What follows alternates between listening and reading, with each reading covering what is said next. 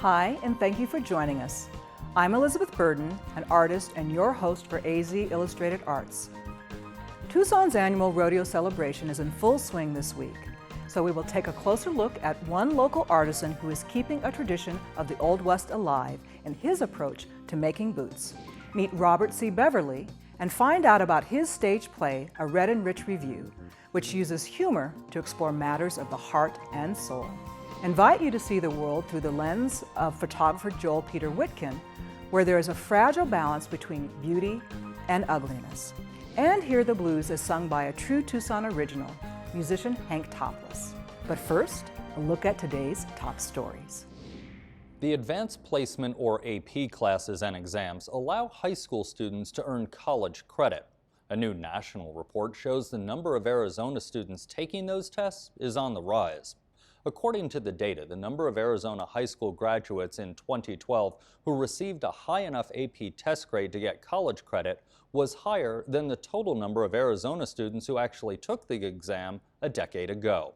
During the last academic year, nearly 18% of high school graduates sat for at least one AP exam, a nearly 6% increase over the class of 2007. The number of minority and low-income students taking the exam and getting college credit is also rising in Arizona. Red light cameras and photo radar speed enforcement is going nowhere. The Arizona House Transportation Committee turned back a bill this morning that would have banned the two unmanned enforcement devices. Critics argue that the cameras do nothing to save lives, but committee members said it is an issue for cities and towns, not the legislature, to decide. And a proposal to lengthen the school year for some underperforming schools is getting support from state lawmakers. Schools that lengthen the academic year to 200 days over the current 180-day calendar would get more funding under House Bill 2488. The proposal, however, is limited to schools that receive either D's or F's in state evaluations. Some school officials are concerned that only helping failing schools is a problem because once the schools improve, they lose the money. The bill also allows individual schools to decide whether or not to extend the school year regardless of what a school district wants. And that's a look at tonight's headlines.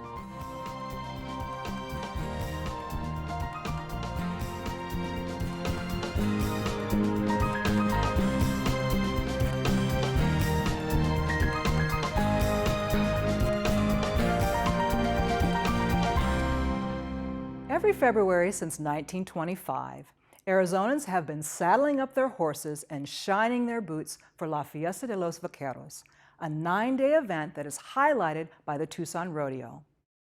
All those cowboy boots have to come from somewhere, so next we take a visit to the workshop of artisan Victor Borg.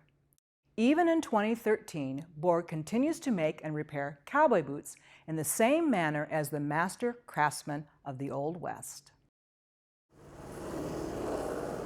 The majority of the boots we build are custom because the majority of the people that come here because they've been every place else and nothing fits.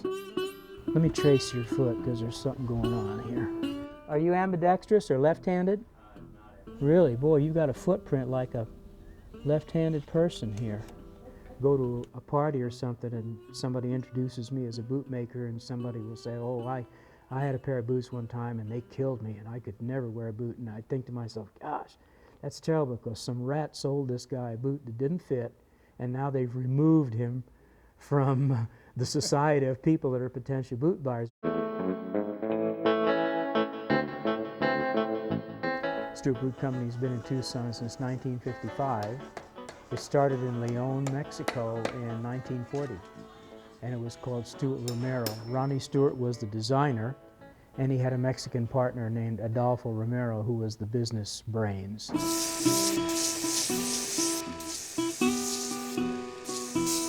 25 years ago, we were manufacturing boots for about 150 mom and pop owned Western stores around the country.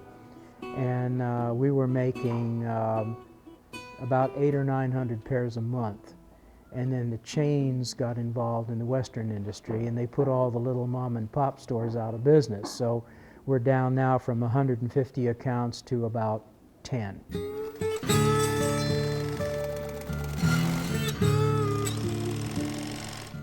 Yeah, you see how wide the front of his foot is? So if you get a standard shoe that's going to fit him in the front, it's going to be so big in the back, he's not going to get any support when he's up on that pole. Or if he buys a boot off the shelf that's narrow enough to hold him back here the way he needs to be held, it's going to mash his toes something fierce. And that's where people get neuromas and bunions and all kinds of other stuff.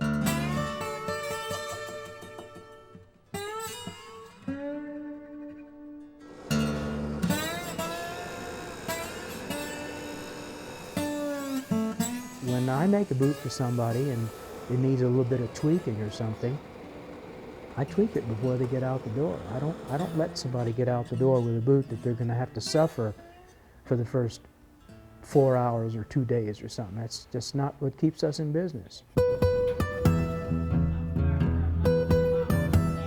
We have built boots for people through the mail, and we send them what we call try-ons. They send us a tracing or an old boot, and we go back and forth. It's a little bit more time-consuming. We usually can do a satisfactory job fitting them, although to be honest with you, I prefer to have the people here. I like to look them in the eye when I'm doing the fitting. Well, then that's ambidextrous. Yeah. You do some stuff right-handed, some stuff left-handed? Yeah, some stuff, yeah. Uh-huh, okay.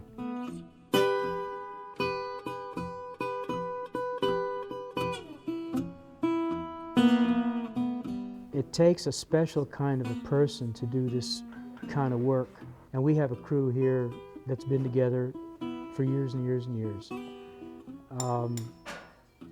Without this group of guys, I don't have a business, okay? I respect them for what they do, because without them, I don't have a business.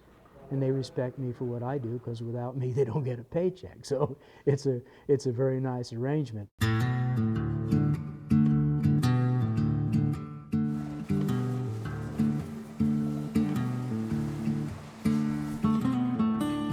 We used to repair only Stewarts, but now we'll repair anything, whatever it takes for us to keep the troops working. And we're actually now the only fully handmade boot manufacturer left in the US of A. The rest of them have all gone machine or outside of the country. Yeah, 2 guys from New York, they copied our boots and tried to, told me that they were going to put us out of business. I pulled my stainless steel 44 Magnum out of my briefcase, stuffed it up in the face of the guy that was doing all the talking. I said, "Like hell you will."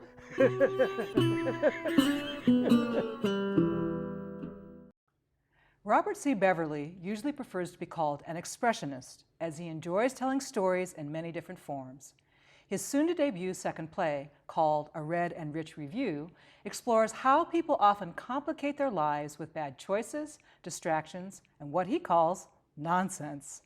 The play is being performed during Black History Month, Beverly says, in part because the story was inspired by the humor of icons like Red Fox and Richard Pryor. Hello, Robert. Hello, Elizabeth. And thank you for joining me. My pleasure. So how does that style of comedy reconcile with your play's spiritual elements and your church-based support? That's a very, very great question. And if I may, this is the second play at the Leo Rich Theater, but it's the third piece I've had here in the desert. And the question kind of parallels between the current piece and the previous piece. Everything is spiritual, in my opinion, especially if it comes from the heart. And that's where my pieces come from. I often ask myself, well, where do these ideas come from that I imagine? Right. It doesn't blow in the wind. It comes from my heart. And Red Fox and Richard Pryor, first of all, Richard Pryor was excellent telling stories. And Red Fox just was a very interesting character that could connect so well with the audience. And so partly the connection, because thank you guys for referring to me as an expressionist, because my curiosity, the satisfaction, fulfillment that I get is when I discover that common denominator that connects all the different people. How do you see the tradition of storytelling in the African American community connecting with the work that you do? Well, it depends. You know, we're African Americans referred to now. Before we were blacks, and then we were coloreds, then we were Negroes, and as properties we were Negroes. And at that point, you weren't allowed to be educated.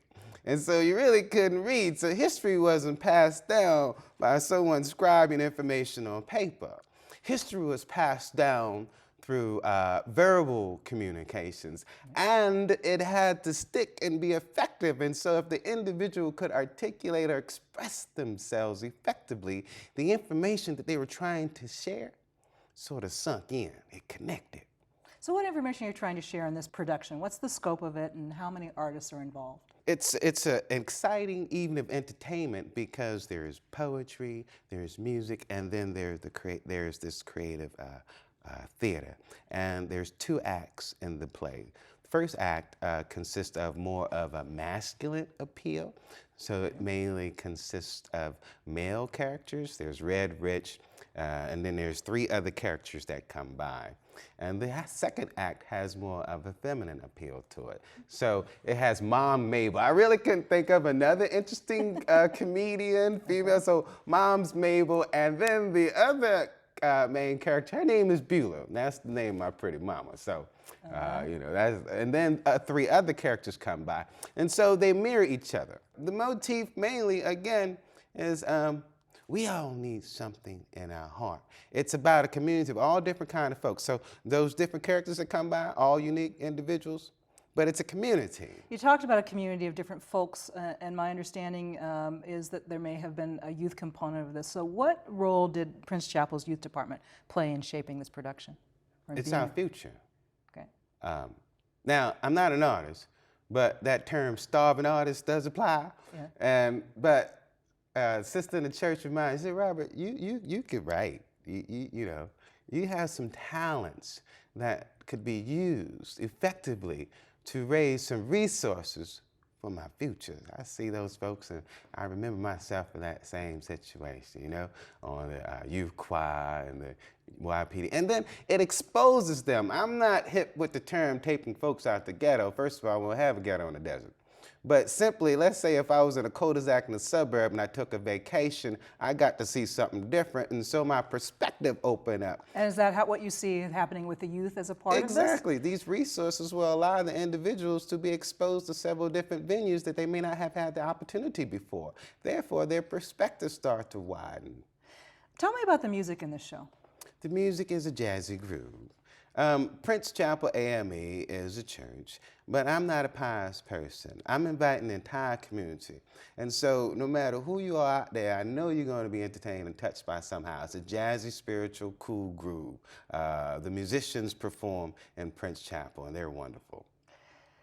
What were some of the goals that you set for yourself when you sat down to write a Red and Rich review?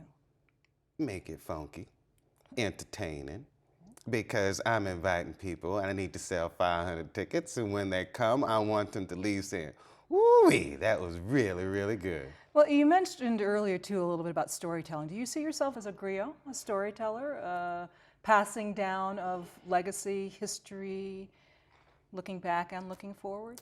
Essentially, Elizabeth, I wasn't born in the desert.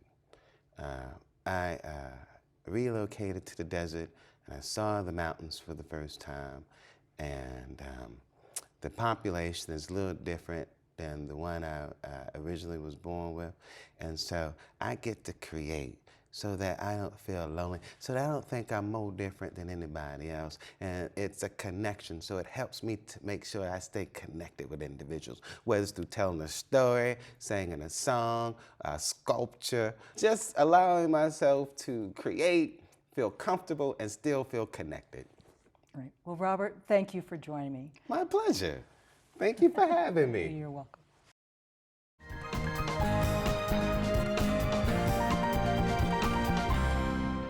A new study says fast food makes up about 11% of the adult American diet.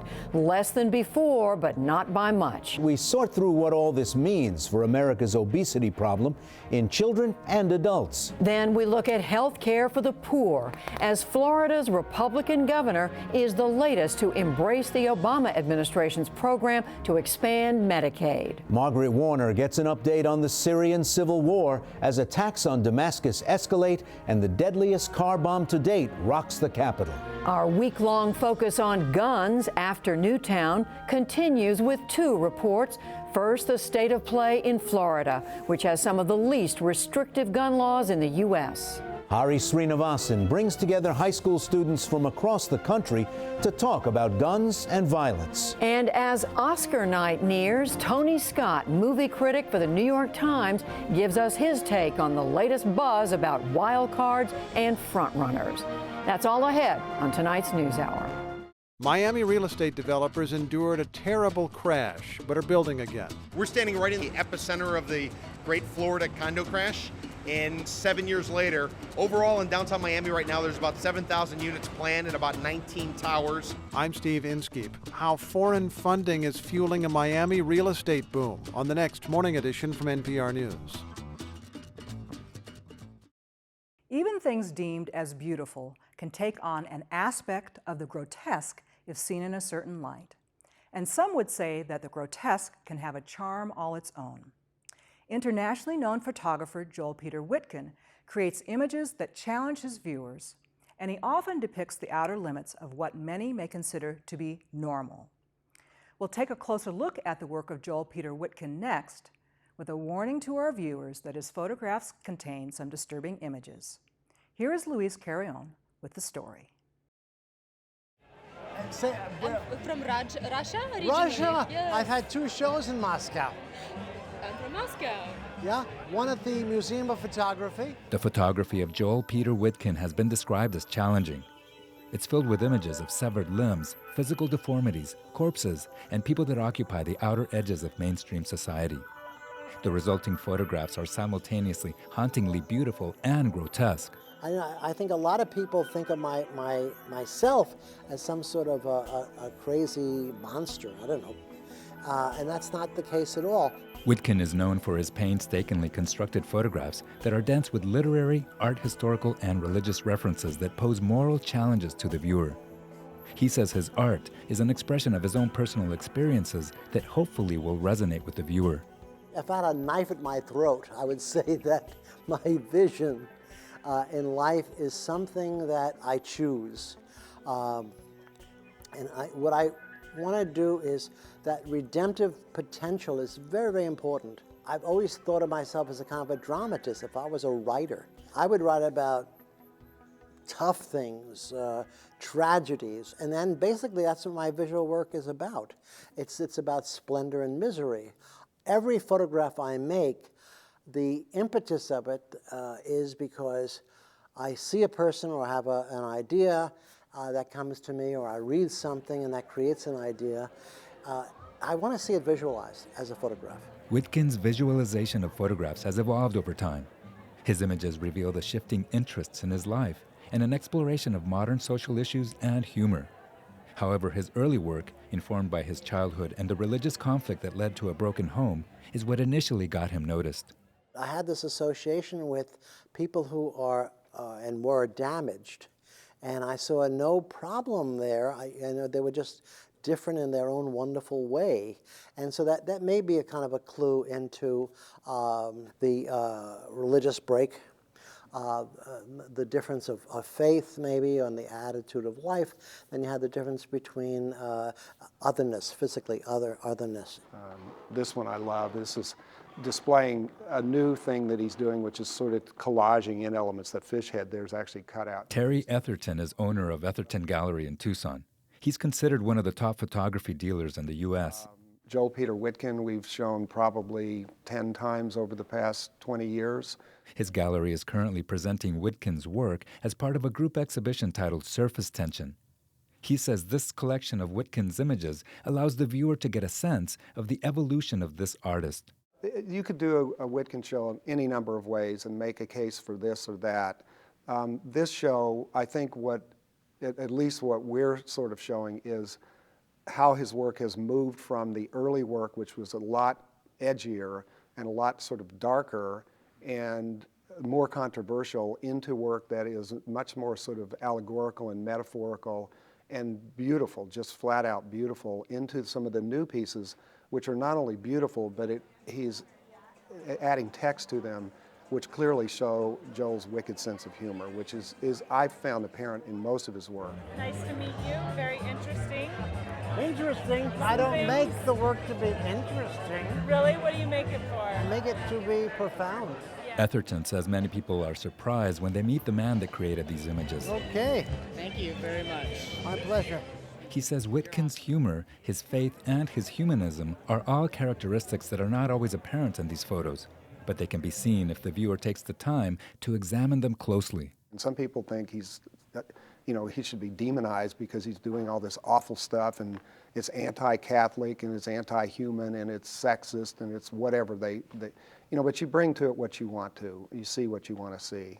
Viewers can see what they want to see in these images, but Etherton hopes they also see the evolution of a man who with every photograph is taking a step in a new direction. There's becoming less stuff in them. They're becoming a central figure, and generally a beautiful central figure. I really see this as a transition piece from the early 2000s work up to the work he's doing right now. Witkin says this portrait of a gallery owner in Milan was taken at a morgue. It was the prelude to another photograph that showed the nude model surrounded by 7 severed heads. A photo that was not selected for this gallery exposition because it was deemed too heavy-handed. Are you the artist? Yeah. Yes, hi, Eleanor Leon. How are you? I love your... Now, what can I say? I don't know. I can't say what this means, why it's about, how it happened. You have to basically dance with the stranger of yourself. You have to dance with the phenomenon of being in life. And you have to make a choice that may seem crazy. It takes the courage to fail. And it takes the courage to produce something to say, okay, what's next? What is next for Witkin? At 73 years old, he says he still works every day. And in spite of the ongoing criticism of his work, he says he'll continue to shine a light into the hidden recesses of the human experience. I believe in myself, and I believe in the challenge, because my challenge in creating the work is basically to resolve my spiritual self. Witkin's work is on display as part of the Surface Tension exhibition at Etherton Gallery. You can find more information on azpm.org. Joel Peter Witkin is one of 3 artists featured in the exhibition Surface Tension, which will be on view at Tucson's Etherton Gallery through April 13th.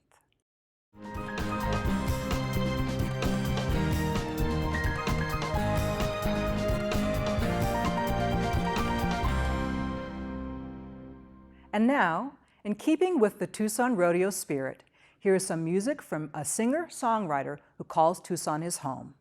Hank Topless has truly lived out the story behind many a country and western song, and we'll see him performing in the Arizona Public Media radio studio as a part of the latest Spotlight session.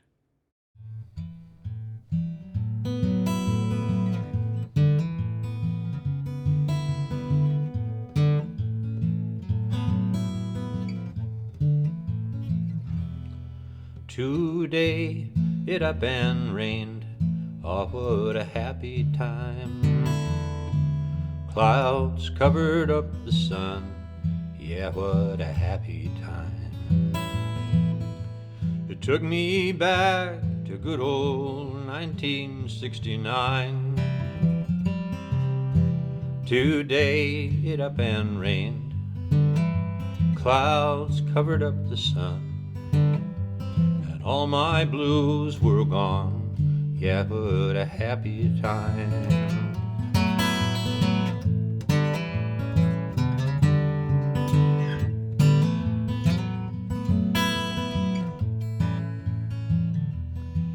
I wrote a sad, sad song, and I had a happy time. And I sold it to George Jones, yeah, what a happy time. I stole the hook from sorrow, overtakes the wine. I wrote a sad, sad song, I sold it to George Jones. And all my blues were gone, yeah, what a happy time.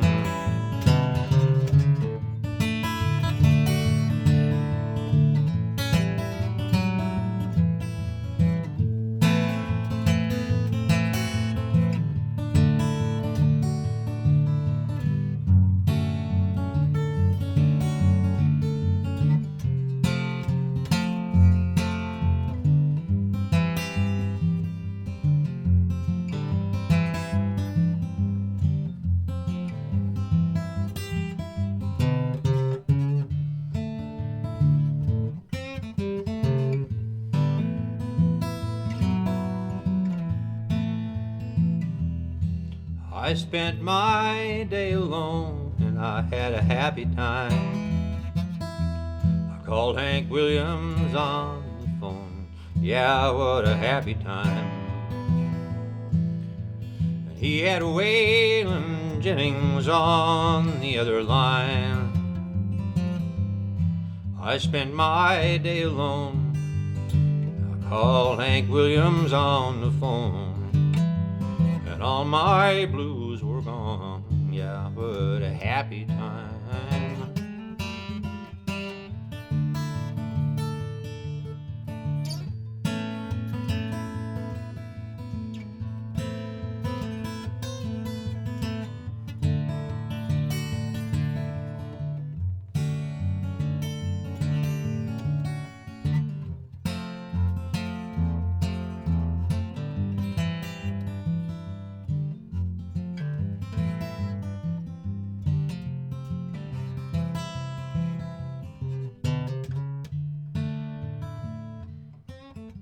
Your pretty eyes, they shone.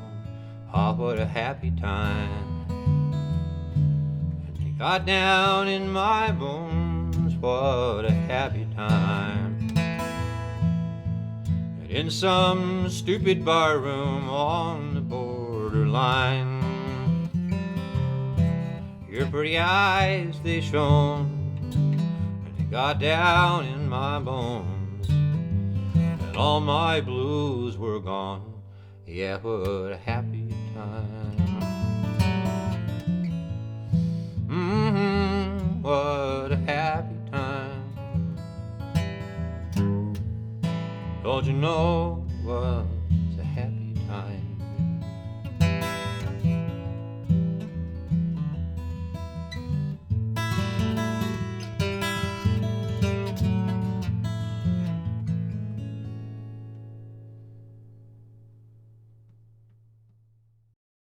That was Happy Time Blues, written and performed by Hank Topless. You can hear more music from Hank, along with an interview about his influences, on the next edition of the radio show Arizona Spotlight, tomorrow at 8:30 a.m. and 6 p.m. on NPR 89.1.